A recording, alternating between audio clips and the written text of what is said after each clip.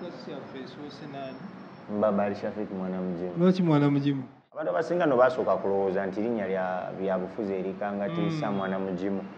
Mwana twere linnya lya byafaayo nnyo gyendi. Nze golaba wano ndi product ya department y'emu mu ddwaliro e Mulago emanyiddwa nga Mwana Mujimu Nutrition Center.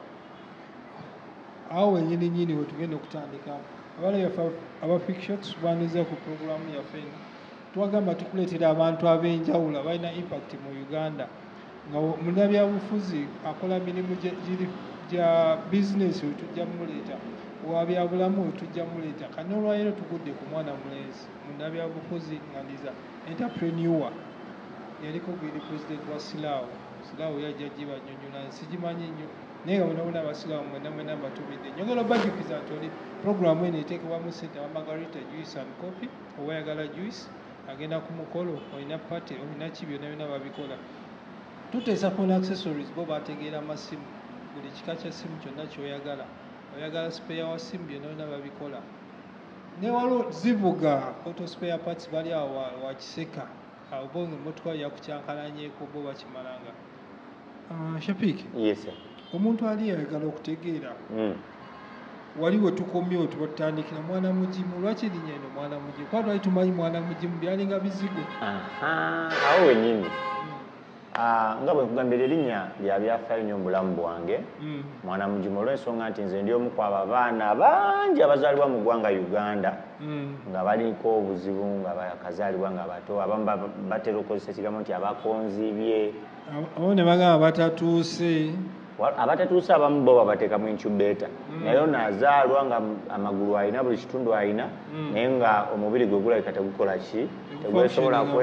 kwesupportinga so Mwana Mujimu Nutrition Center eri mu ddwaliro e Mulago erabirira abaana ngaffe abakonzibye abagize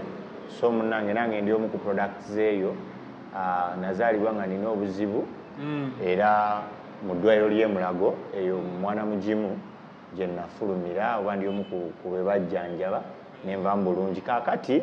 mu mwaka gwa 2021 we nasisinkana mu mwaka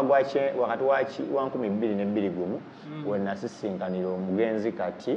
omwami Jackson Sembatya Dungu Mwana Mujimu omutandisi wa kampuni y'ebizigo ebya Mwana Mujimu bino weda tumanyi tulina mutabani wa Mwana Mujimu era ebizigo producer engeri gy'alina bebi agenda ndi mutabani we not biological ndi mutabani we omukuze yankuza bukuza olw'okuba nze nzaalibwa balala naye yansinkana mu ddwaliro ery'e Mulago mu nutrition department eya Mwana Mujimu era yali asazeewo afuuka ekitange mu mateeka naye engeri gye birimu oluzungu n'okusayininga empapula muzeeyi wange anzaala n'agaana teyabitegeera butegeezi sijagamba nti yakola ki yagaana naye ndowooza teyabitegeera butegeezi era emikono teyagiteekako naye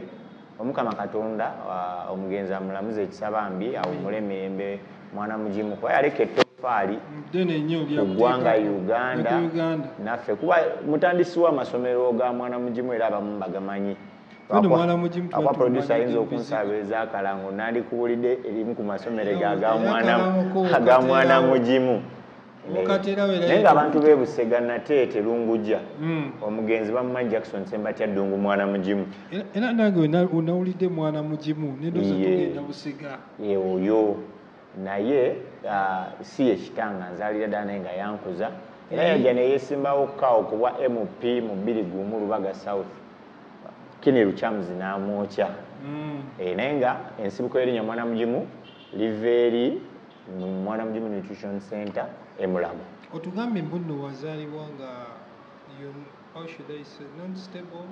Nazaalibwa nga situuse. Totuuse. Nga ndiko obuzibu. Nja kafaananyi nja kakuba oba oyagala okukalabako off camera. Omulaba Mwana Mujimu yali afaanana. Sikalinako buzibu by the way. Njagala nnyo ne bakateekayo manyi lwaki kiyambako n'abo abazadde abalina abaana bala Mwana Mujimu obutagwamu ki busuubi osegeera nomanya nti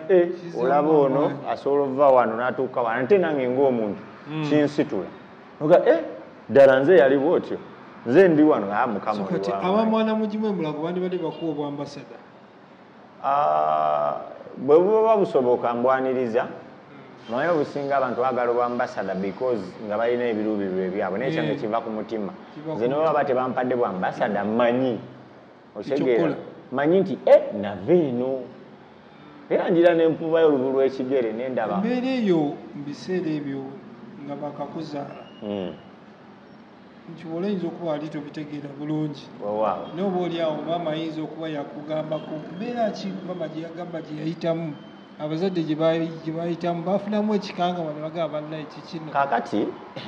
fenno twebaze tuzaaliddwa mu mulembe gwa generation ennungi era olumu ngamba abavubuka banange nti tuli blessed ebimu ku byenkunyumiza oba byendi kugamba abatulaba essaawa zino n'ebifaananyi ngenda bikulaga obirabe weerabireko ng'obujulizi bwe nali nfaanana mukadde yaŋŋamba nti mwana mugimu waliwo obutanda owokatanda akeeno afa ne batwala embeera y'emulaga ono n'afa naye nga gwe wooli naye munnange n'okukkiriza katonda nakyo kikulu mukadde yaŋŋamba yalinamu okukkiriza era neebaza nnyo bambi omugenzi Jackson Sembatya Ddungu mwana mugimu bwe yajja okukyalako eyo emulago mu myaka egyo nali sitegeera bannyumiza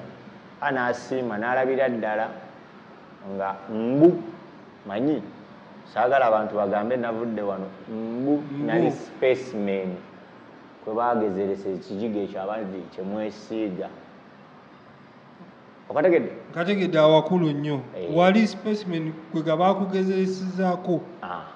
nekikola bulungi nnyo era n'akibbulamu erinnya mwana mugimu eri olugero lw'abaganda mwana mugimu ava ku ngozi ebyo byonna Mukama Katonda yasinga okubikola kyenyinza okugamba kyova olaba ti olumu ne bwe mba ntuuse ku ssanga nekubagiza ng'omuntu njenenga naye Katonda gyonzigye wala nnyo gyonzigye wala kati essaawa zino kati mama ng'akunyumiza nti nno mbeera eyo ono yafa nga oli nono yewooli ye talina trauma yonna gye yafuna okutya munaga omwana wange bannange ate noma tukyamukisa mukadde wange atuyiseeko omukyala gwolabye ankwasiza ebisumuluzo ye maama wange bwe ntambula naye nzolooza mwannyinaze mulabye yanzaala muwala muto ndowooza emyaka aika alinga mu 16 17 simanyi saaliyo naye kyenzijukira kyeyaŋŋamba nti yali akyasoma so yafunamu okusomozebwa nti yazaala muto maybe ndowooza yensonga ki nazaalibwa nga ndina bwentyo naye Mukama abadde wakisa ntukuze so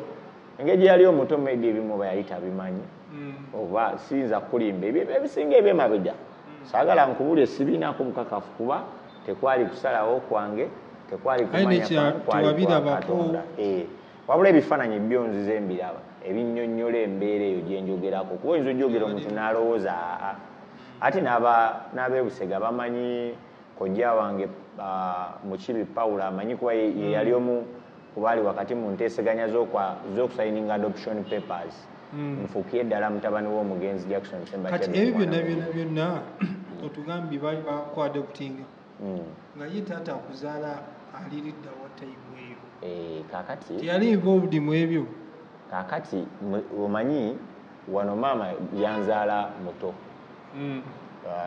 kigambibwa nti jjajjange omugenza omulemu Muzeeyi Christopher w'omundeebawo yamunoonya yanoonya muzeeyiwo ate ebiseera ebyo etteeka lino gavumenti erya environment okusinza nga oyogedde okusinza constitution ya Uganda omwana emyaka 18 wabeera akuze kati 16 aba muto ate yali mu ssomero mama yali mu ssomero sajja producer abanga mu senior kyawo teyali nona mu senior maama yaŋŋamba kati kankubuulire maama yaŋŋamba yali akyali mu kibiina kya 7 emyaka egyo mu myaka gya 9 gitwogereramu tuli mu 9 nze emyaka gye twogereramu kati awo gimanyi bangamba muzeeyi alayika yabulako kutuuka eyo ku nsalo ya Uganda na Congo yadduka bamutwala sinde ate bamuzeeyi bange bajjajjange bwe bano bamuzeeyi abaalimu olwa UPC nga bakambwe bazibu so taata wange yali yagenda olw'embeera naawe omuvubuka omulala gy'osobola okugendamu era nkubiriza abavubuka bannange abali eyo mwesonyiwa abaana b'essomero muve ku baana b'essomero towesembereza akaana kasomero naye kaba kasundasunda katiribita nga Chief Medi bwagamba at least Chief Medi tokutumidde wesonyiwa akaana k'essomero nga Morris Gundi bwe yayimba yagamba kaleke kasome muzeyi wange teyaliwo naye wakati mu mbeera ya adoption amateeka munnaye